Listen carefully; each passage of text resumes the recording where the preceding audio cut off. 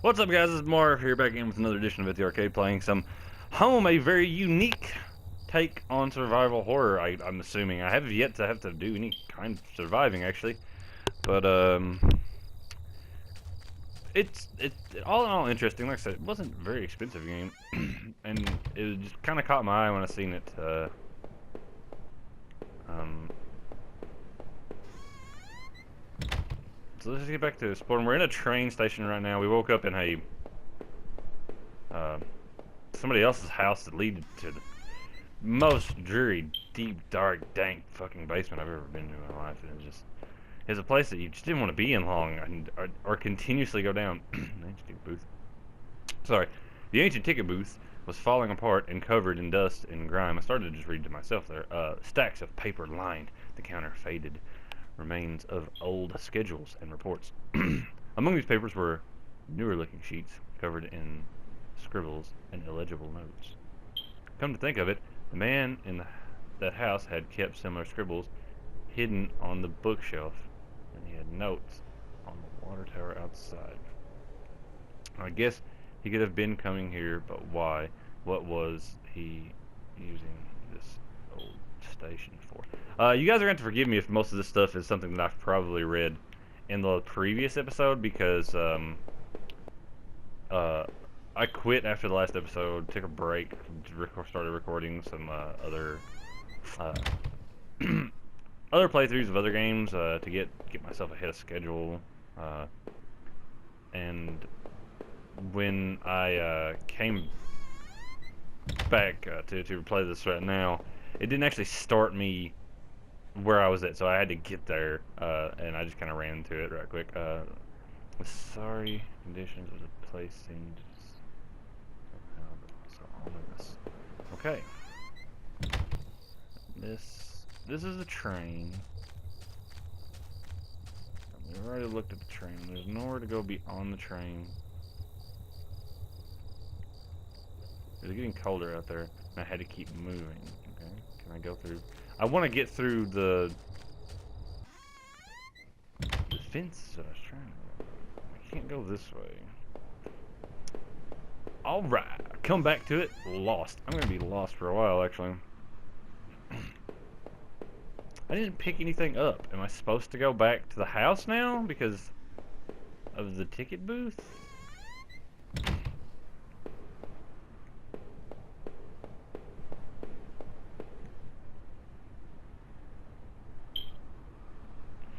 I couldn't be sure why the man had come to the station before, but it seemed obvious that he had. Sorry again, I'm trying to fucking read myself again. So it's unobvious of why the man of the house that we woke up in mysteriously came to the station before, or why he scribbled on the water tower. But it's obviously he has something to do with all of this shady bullshit. And it's up to us to figure out what's going on, apparently, because we're a fucking police officer. We're not a police officer. We're just a random person who woke up in the wrong fucking spot at the wrong fucking time. We need to go home. Oh, there's a door over here. I didn't even know that. This must have been the entrance force that mentioned on the map I had seen. Whoever was poking around in those tunnels underneath that man's house had scribbled notes on this place, but I couldn't make them out. Here, the sign pointed out various campsites and walking paths within the woods. Alright. It mentioned a river and maybe a washroom, but the rest was too faded to see clearly. Oh, fuck, we can go through the bushes. Alright, let's go back, actually. Oh. Oh, fuck, it turned into Friday the 13th on the NES. Holy shit. I'm gonna go through this one first, actually. There's the river. A dry old picnic table sat lonely amongst the trees. It had carving and marks from years of previous campers.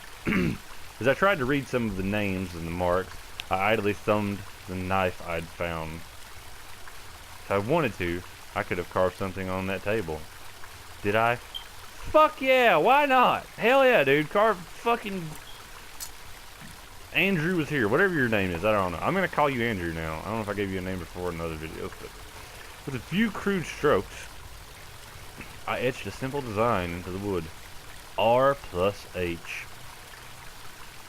I felt like a teenager defacing that table. Defacing the table.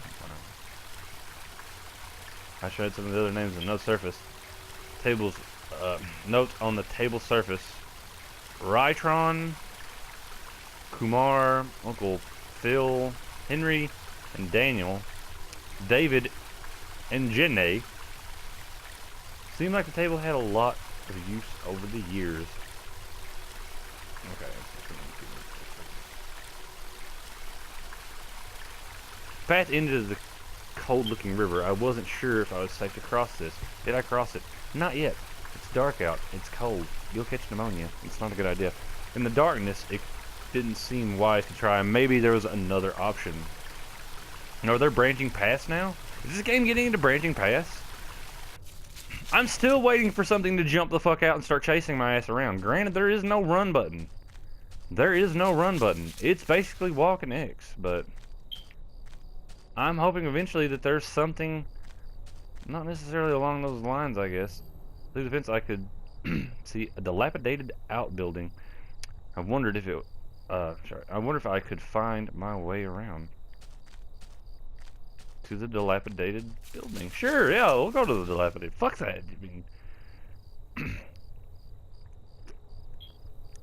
mean, I stumbled across ruined temples with snakes and spiders and shit hanging out of them, and zombies everywhere, and I decided to go to it. There was a fire pit there. It was still a bit warm, and a few embers still burned at the bottom. Oh shit. Okay, maybe. Was someone else out in the woods? Did they abandon their campsite? Oh shit! 2 folding camp chairs on the ground. One of them knocked over. There were a couple of cans of beer spilled on the ground. Drink that shit then! Don't let it go to waste, bro. The cheap dome tent slept 2 people. I shone my flashlight inside and could see some bedrolls, 2 backpacks, and a cooler. See if there's beer in the cooler. What are you doing? It's a fucking, we're partying over here. It's dark as dicks in this forest, and why would you fucking camp next to it, goddamn? Okay, there's 3 branching paths. All right, now we're getting into some nitty gritty here. We're in a fucking forest.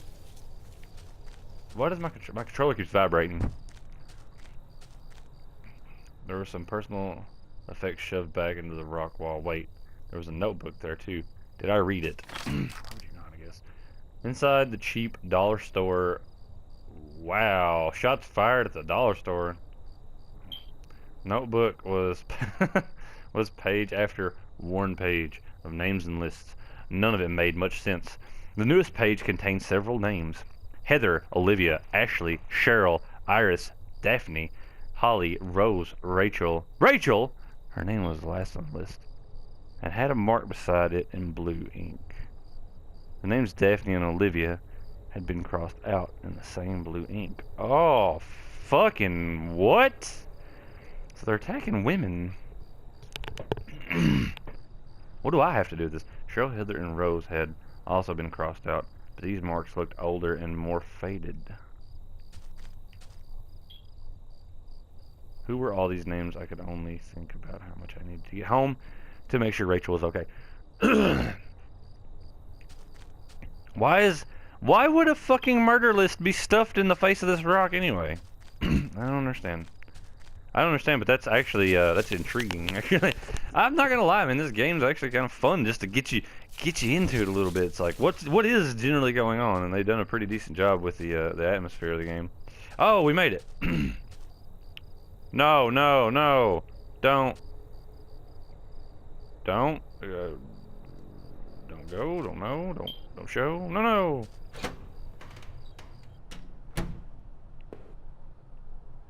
The grimy sink had a small patch in it that looked almost clean.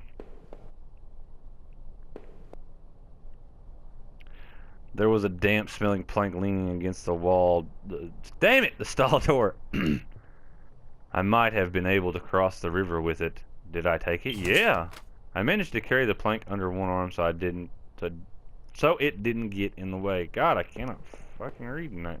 So cool, now we have the plank of wood to get across the river. Neat. All right. I don't know why this says don't. I expected a little bit more out of this building. I'm disappointed in this building actually. No. The sign was the same as the first one that I had seen. This must have been the exit to the other side of the woods.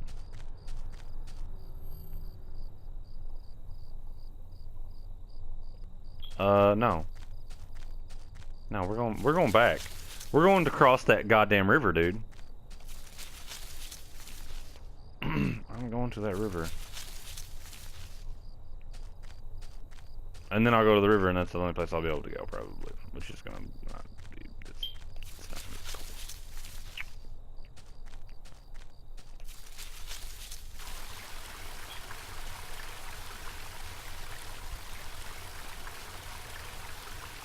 The plank of wood I found was long enough to form a crude bridge, but I wasn't sure it would hold. Did I use it? Sure.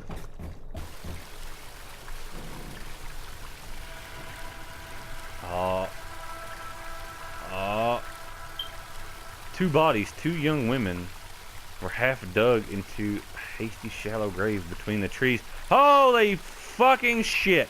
Alright. This game just got real fucking interesting. My controller vibrated, the music changed, the ambiance of it all.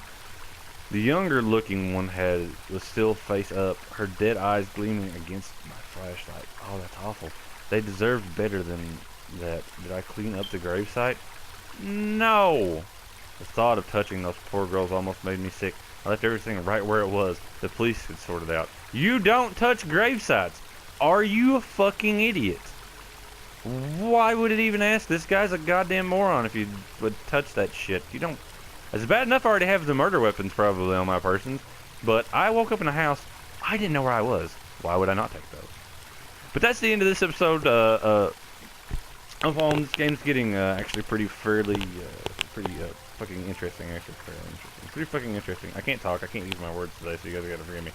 But I'll be back next time with another episode of this. Actually, I want to see this game all the way through to the end. Regardless of the fact that there's no real action points to it, the story is actually very good for just being a small arcade title that I just stumbled upon. I've never heard anything about this game. I just saw it, seen that it was just like a little $3 game, and said, "Fuck it, I'll buy it," and I did. And I'm having a really good time playing it though. But thank you guys so much again for tuning in to my videos. I hope you guys are having a fantastic time out there. Please don't forget to hit the likes for me on these videos, or dislikes if you don't like them, I guess. Tell me what you think in the comments below. Subscribe to my channel, and help me move forward into this venture of what I'm trying to do with video games. But this is Marv signing out. Thank you guys so very, very much.